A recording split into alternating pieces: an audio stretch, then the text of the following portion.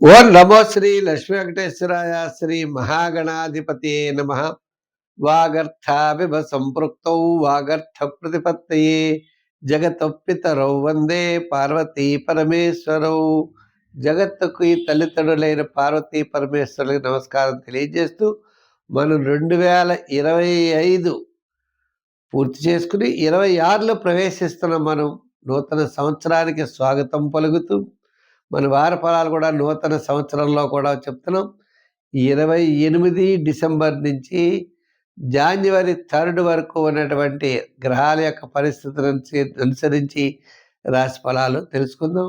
మిథున రాశిలో గురుడు, మరి సింహ రాశిలో కేతువు, అదేవిధంగా మనం చూసినట్లయితే మీన రాశిలో శని, కర్కాటక రాశిలో రాహు, రవి, కుజ, బుధ, శుక్ర 4 గ్రహాలు మనకి వృశ్చిక రాశిలో కనపడతాయి. అదేవిధంగా మేష, వృషభ, మిథున రాశుల్లో ఈ వారం చంద్ర సంచారం ఉంటుంది.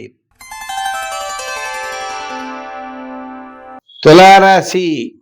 ఈ తులారాశి వారికి మనం చూసినట్లయితే సప్తమ, అష్టమ, నవమ స్థానాల్లో ఈ చంద్రుడి యొక్క సంచారం.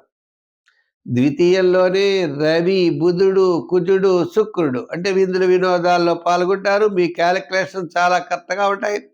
వార ప్రారంభం చాలా ప్రోత్సాహకరంగా ఉంటుంది. వారం మధ్యలో ఆరోగ్య సూత్రాలను పాటించాలి. వారాంతం కాస్త పనులు ఆలస్యం అవడానికి అవకాశాలు ఉన్నాయి. ఉద్యోగపరమైన సమస్యలు తగ్గుతాయి. రాజకీయపరమైనటువంటి ప్రయత్నాలు కూడా అనుకూలంగా ఉంటాయి. ఇంకేదంటే భాగ్యస్థానంలో, నవమ స్థానంలో గురుడి యొక్క బలం అన్నది. కుటుంబ ఆర్థిక సంతానపరమైన వ్యవహారాలన్నీ కూడా ప్రోత్సాహకరంగా ఉన్నాయి.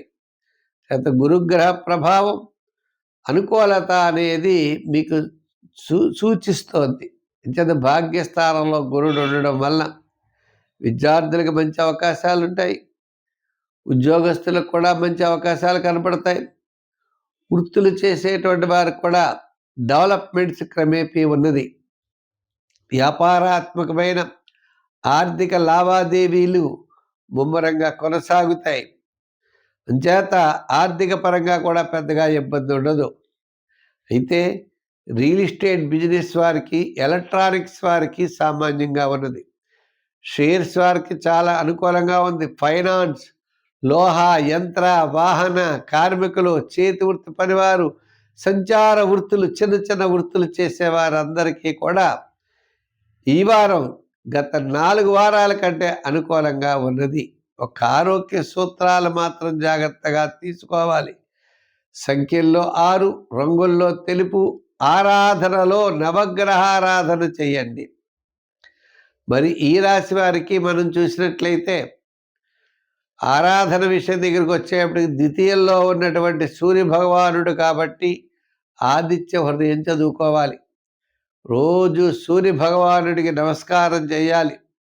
అవకాశం ఉంటే ఆదివారం కానీ బుధవారం కానీ గోధుమ రొట్టెలు తయారు చేసి లేని వాళ్ళకి పంచిపెట్టండి.